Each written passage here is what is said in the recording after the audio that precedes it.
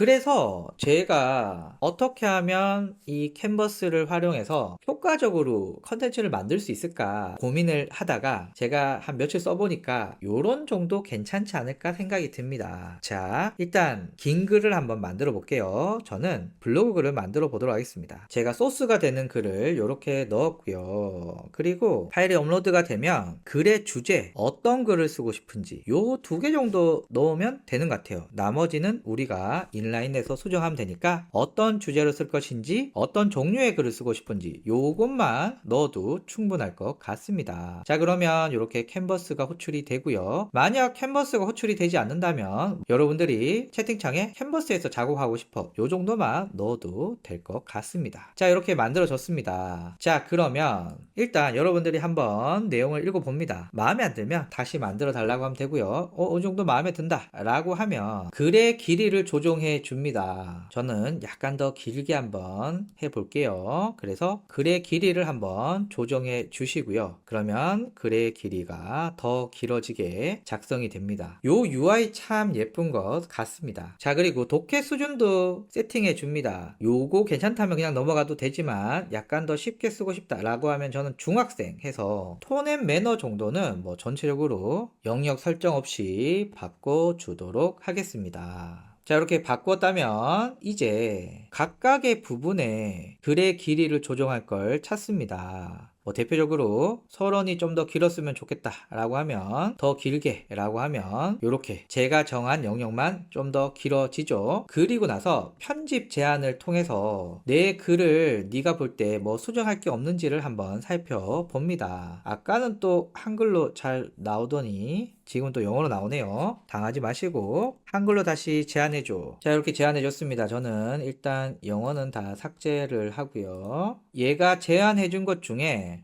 이거는 합리적이야 이런 것들은 이렇게 적용을 해서 작성을 해주시면 됩니다. 그런데 꼭 기억해 주셔야 되는 건 얘가 제한한다고 그게 무조건 좋다 이렇게 말하기는 좀 무리가 있기 때문에 전체적으로 한번 읽어보시면서 이걸 적용해야 되나 말아야 되나 이렇게 보시면 될 것 같고요. 자, 그리고 혹시 글 중에 이모지가 필요하다 이런 분들은 전체 이모지가 필요하면 영역을 잡지 않은 상태에서 이모지 추가, 특정 영역만 이모지가 필요하면 영역을 선택한 다음에 이모지 추가를 눌러주시면 됩니다. 저는 전체의 이모지를 한번 추가해 보도록 하겠습니다. 자, 이렇게 이모지가 들어갔다. 이제부터는 각각의 영역들을 수정을 하시는 겁니다. 뭐 블로그 제목을 이렇게 직접 바꾸셔도 되고요. 아니면 챗GPT한테 강력한 질문형 제목을 만들어 달라고 했더니 이렇게 강력한데요. 그리고 채팅창에 5가지 더 추천해줘 라고 하면 뭐 이렇게 해주니까 바로 인라인에 반영은 안 되지만 보시면서 이거 괜찮은데 라고 하면 복사해서 여기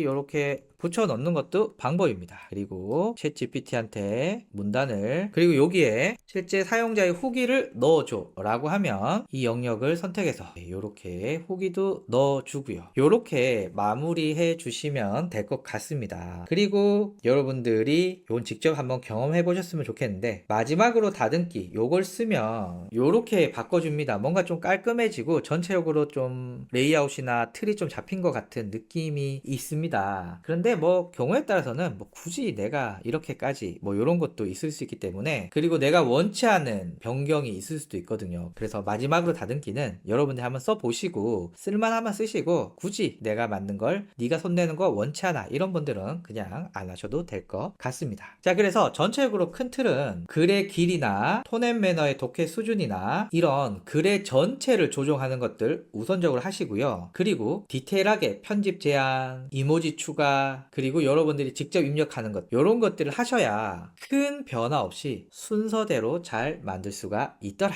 라는 얘기 드리면서